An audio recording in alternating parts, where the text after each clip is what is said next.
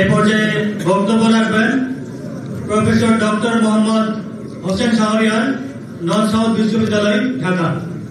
আসসালামু আলাইকুম। মঞ্চে উপস্থিত আজকের অনুষ্ঠানের প্রধান অতিথি মির্জা ফখরুল ইসলাম আলমগীর, মহাসচিব বাংলাদেশ জাতীয়তাবাদী দল, যাকে আমরা একজন পরিচ্ছন্ন রাজনীতিবিদ এবং একজন ডেডিকেটেড পলিটিশিয়ান হিসাবে চিনি। মঞ্চে উপস্থিত সভাপতি মিলন মাহমুদ সহ আজকের এই অনুষ্ঠানের সকল আয়োজকদের আমি জানাচ্ছি ধন্যবাদ। বিশেষ করে কামাল আনোয়ার ভাই, সোহেল রানা সহ যারা এই অনুষ্ঠান আয়োজন করেছেন সবাইকে অসংখ্য ধন্যবাদ। কারণ আমরা এই অনুষ্ঠান আয়োজন করার ফলে আসলে আজকে আমরা এতজন ঠাকুরগাঁর মানুষ একত্রিত হতে পেরেছি। শিক্ষার্থী থেকে শুরু করে বিভিন্ন পেশাজীবী মানুষ আমরা একত্রিত হয়েছি।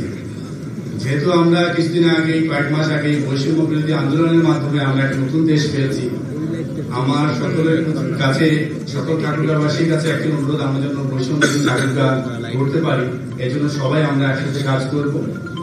আর দুই একটা জিনিস আমি বলতে চাচ্ছি, যেমন আমাদের ঠাকুরগাঁ মনে একটা ইউনিভার্সিটি অনুমোদিত হয়েছে।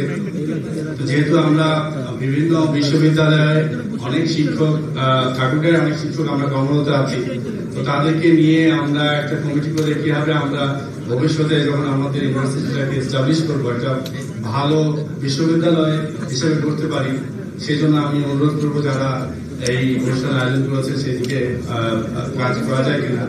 এছাড়াও বাংলাদেশে এখন আমরা দেখি যে রাজশাহীকে বলা হয় সবচেয়ে সুন্দর শহর। আমরা ভবিষ্যতে ঠাকুরগাঁকেও আমরা একটা ভবিষ্যতে বাংলাদেশের সবচেয়ে সুন্দর শহর হিসেবে গড়ে তুলতে পারি কিনা, এই জন্য সবার কাছে আমরা একটা অনুরোধ থাকবো। এর সাথে আমরা ডাটাবেস করতে পারি কিনা, এর আগে আমাদের একজন শিক্ষক মহোদয় বলে গেছেন। শুধু শিক্ষার্থীদের না, বিভিন্ন পেশাজীবী আছে, যেমন শিক্ষক বিন্দু আছে, ইঞ্জিনিয়ার আছে, ডক্টর আছে, ঠাকুরগাঁ যারা বিভিন্ন পেশাজীবীতে আছে, বিভিন্ন পেশাজীবীরা আমরা একটা ডাটাবেস করি, যাতে করে আমরা ভবিষ্যতে এখানে কাজ করতে পারি, একজন আরেকজনের পাশে দাঁড়াতে পারি। সকলে দীর্ঘায়ু কামনা করে আমি আজকে এখানে শেষ করছি। আসসালামু আলাইকুম।